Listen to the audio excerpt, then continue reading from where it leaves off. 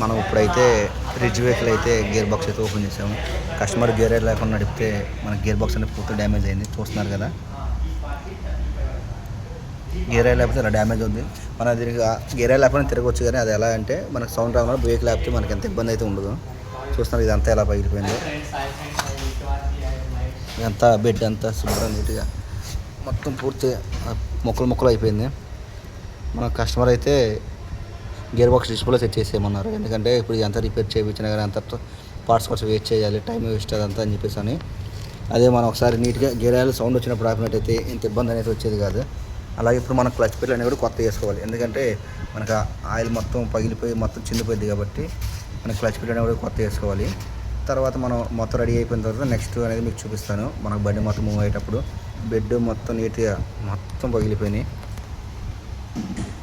మరిన్ని ఇన్ఫర్మేషన్ కోసం మన ఛానల్ సపోర్ట్ చేయండి.